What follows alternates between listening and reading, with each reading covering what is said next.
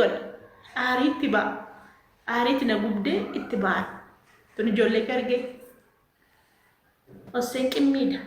Yookaan immoo mataa keessan qofa bakka hin beekamne. Waanuma ajaa'ibaatti dhufaa jira gaa kabajamtoota hordoftoota koo akkuma dhageessanitti sabboontuun maal akka jechaa turte dhageessaniitii jirtu. Fayyoonis immoo viidiyoo ishii inni ishiin lakkistee argitaniitii jirtu haadha sii faana akkasiin haasa'aatii turte jechuudha. Haati siillee immoo seeraan gaafachuu qabda. Akkasuma immoo qabeenya qabdan seerri gargar isiniif baasuu qaba. Qabeenya kee irraa fudhachuu qabda jedhaniini itti dubbataatii turanii jechuudha. Baay'uma tokko isaanillee itti dhaga'amee dubbataatii turanii. Egaa viidiyoo sana dhageessee kaatee raawwattee dhufte jechuudha. Sabboontuun guyyaa isinii himeen ture sagalee keessatti illee dubbachuu baadhee barreeffamaan sabboontuu fi didaan gara maatii ishee deemuudhaaf jechaa jiru kanan jedhu isiniif himeetiniin ture.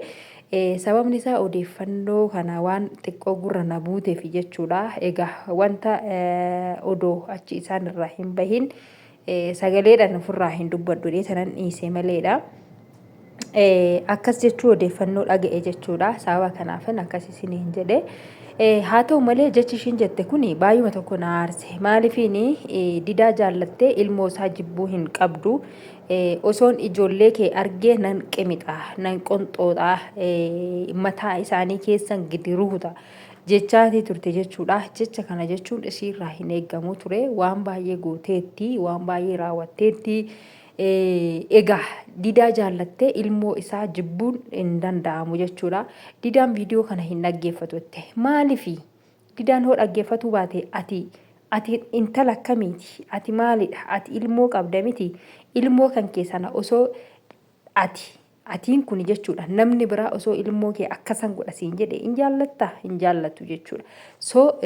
Jecha namni balleessa ofiitis jecha arraba ofiitirraa baasullee balleessa ofiirree gocha hojjetaa jirullee of eeggataa deemuun barbaachisaadha jechuudha. Ati garuu jalqabarraa kaastee hanga dhumaatitti wanta ati tolchaa jirtu, wanta ati dubbattu, wanta ati hojjettu, wanti bareede tokkollee hin jiru jechuudha. Maaliif ta'a wanni kun? Odoo ana ta'e, odoo ilmoo koo ta'e,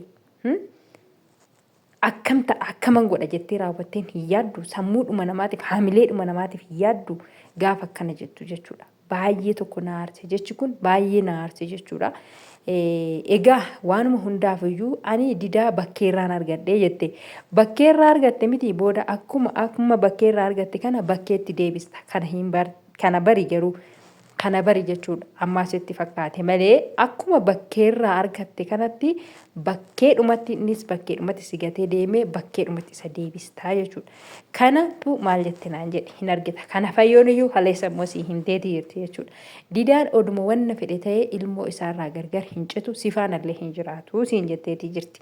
Sababni isaa waan jetteef qabaachuu dandeessi jechuudha. Namni kun waggaa dheeraa wajjin jiraattee jirti nama kana faana. Haa ta'u malee wantoota waan xiqqoodhaaf jechuudha. Dogoggora kana dura raawwatameen isiin kana dura waan kana ittimuu dhabuu isiirran kan ka'e dogoggorri kun uumameetii jira. Dogoggorri kun immoo furmaata argachuu danda'a jechuudha. Wanti furmaata dhabu tokkollee hin jiru. Hin argata wanti hundinuu furmaata argata jechuudha. Wanti furmaata hin arganne hin jiru. Boru kan lafatti hafu eenyu sumaa jechuudha. Har'a amma maatii kiyya sarpiraayis gochuufan jechaa jira. Didaa faana deemuudhaafan jechaa jira. Maalidha jetta? Har'a hin deemta. Boru garuu maal akka taatu ofeeki. Boru maal akkasiin mudatu ofeeki. Kaleessa dheengadda jechuudha. Ati akka nama guddaatitti si ilaalatii turre. Namni kamiyyuu jechuudha. Akka nama guddaatti si ilaalaa turan jechuudha. Iddoo guddaatti si eegaa turan. Ani akka kan kootitti iddoo guddaatti si eegaa ture. Nama baay'eedhaaf gargaarteetta. Nama baay'ee gargaarteetta. Nama baay'ee faana dhaabatteetta. Kallattii kamiin iyyuu jechuudha.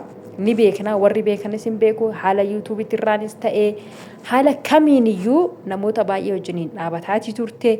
Namoota baay'ee gargaaratii turte. Ni beekna jechuudha. Hundi nama jaraatu iyyuu warri beekan ni jiran.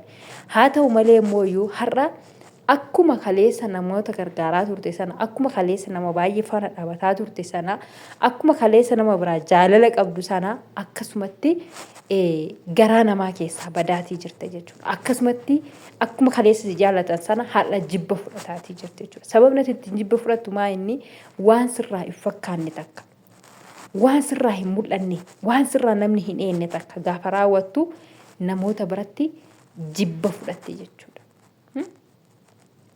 Eddamooyyuu lakkii ana na jibbitaniifuu na dhiistaniifuu ana isin naaf hin taatanii ana kanaaf ana jiraachisuu danda'u ana mataa kan kootii kan of jiraachisuu danda'u ana mataa kan kootii jettee ofii of murteessitee jirta.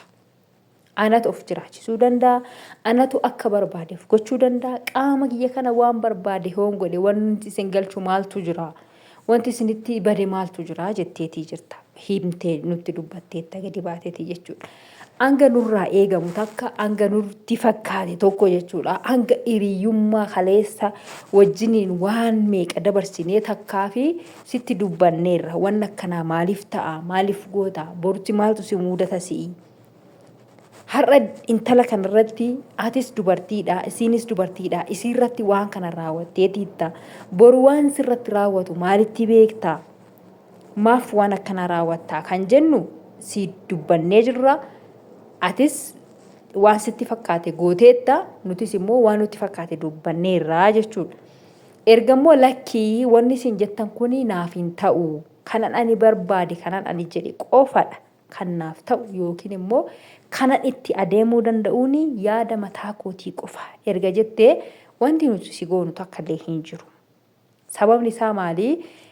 Bakka kanatti kan wanti hedduu mudatu. Ganaa kana booda immoo kan itti tsatsataa deemu eenyudha? Si'idha jechuudha. Sii gala? Situ itti tsatsataa deema.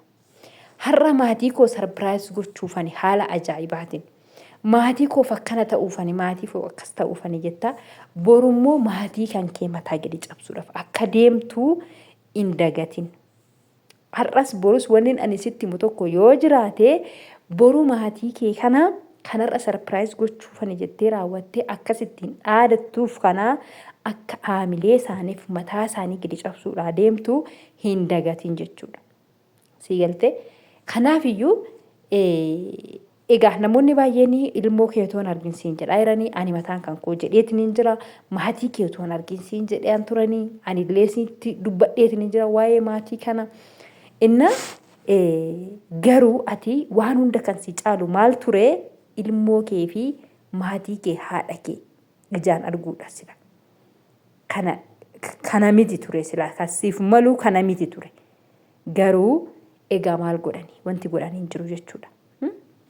Kanaafiyyuu yaanni kan kee fi wanti ati gootu gochati kaleessa gochaa turteef kanarraa huni waliin